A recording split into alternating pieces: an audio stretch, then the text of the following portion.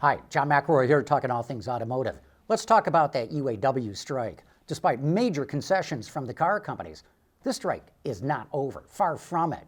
You've got workers shivering out there on the picket lines while Shawn Fain, the president of the union, is making himself rich. More on that in a minute. The car companies have made major concessions. General Motors says at the end of the new contract, its average worker will earn $100,000 a year, including bonuses and profit sharing. They're going to have $1 million in retirement savings after 30 years of service. They pay zero for health care, no monthly payments, no deductibles, and that includes dental and vision, by the way. They get COLA, cost of living allowance, that protects them from inflation, 5 weeks of vacation, and up to 20 paid holidays. But Shawn Fain won't take yes for an answer, and here's why. The union's strategy was leaked about several weeks ago from Jonah Furman, the communications director of the UAW, and it was leaked from inside the UAW. He put out a memo that said that the real strategy of the union is, and I quote here, to cause recurring reputations damage and operational chaos. And he wants to keep them wounded for months. Them, of course, are the Detroit Three. Notice that, months with an S. It's plural. We're only 1 month into the strike. Their goal is to have this go on for months. You know, picket lines, they're not fun.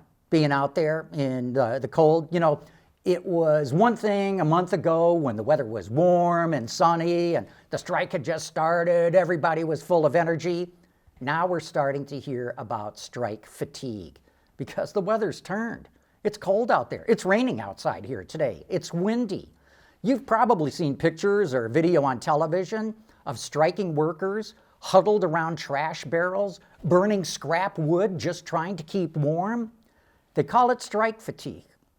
And my heart goes out to the people out there on the picket lines. The big problem for them is they're only making $500 a week. We've had interviews on TV and in the newspaper with people on the picket line, and they're saying the stress for them is enormous. They can't sleep. They have anxiety. They feel insecure, and they're facing financial problems. Let's dig into that $500 a week a bit. Think about it. In a 40-hour week, that translates to only $12.50 an hour. Shawn Fain says it's unconscionable that automakers would try to pay entry-level workers only $16.50 an hour. He's paying his striking workers the equivalent of $12.50 an hour.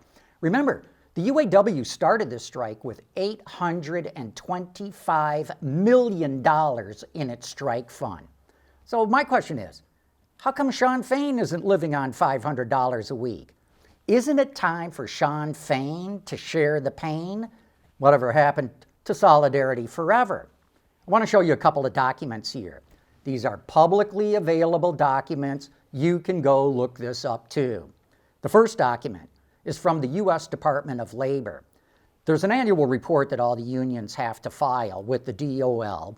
They call it Form LM-2. The one that I'm referring to here is file number 000-149. It shows that last year, Shawn Fain earned $160,130 from the UAW, serving as an administrative assistant. This was before he was elected president. Here's another document. This was one that the UAW Chrysler Training Center filed last year with the IRS. It's Form 990. It shows that last year, Shawn Fain also collected $187,259 as the treasurer of the training center. That's right, he collected two salaries, one as an administrative assistant within the union, another as a treasurer of the UAW Chrysler Training Center. So that means last year, Shawn Fain earned $347,389. It's a pretty good salary for a guy who claims to represent the working class. But that was last year.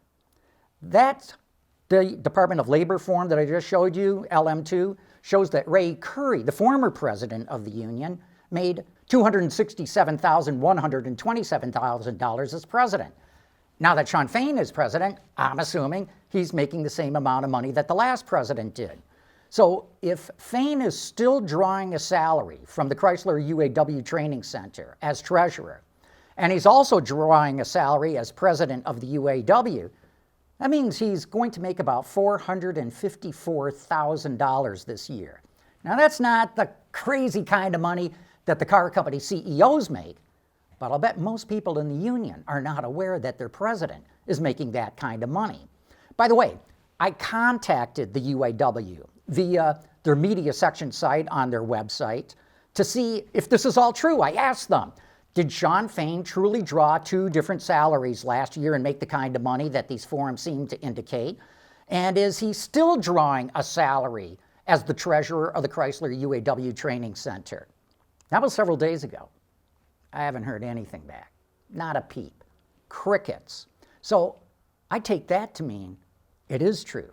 Because if it wasn't true, obviously the UAW would want to squelch a rumor like this immediately.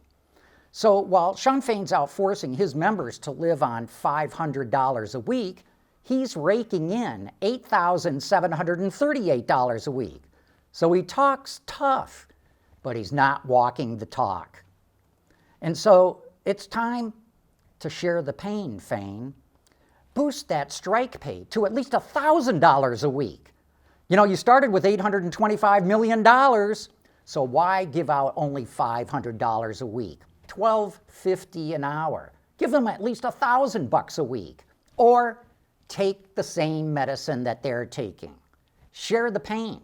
Give up your $454,000 salary and you go live on $500 a week like they're forcing all your members to do. In fact, I think that should apply to every single officer in the union sitting snug and warm in their offices in Solidarity House, not out in the cold and rain, shivering by metal barrels burning scrap wood to try and stay warm. So my message to the striking workers is, your union has already bargained a fantastic contract. They've gotten major concessions from the automakers, concessions that I never thought that they would agree to.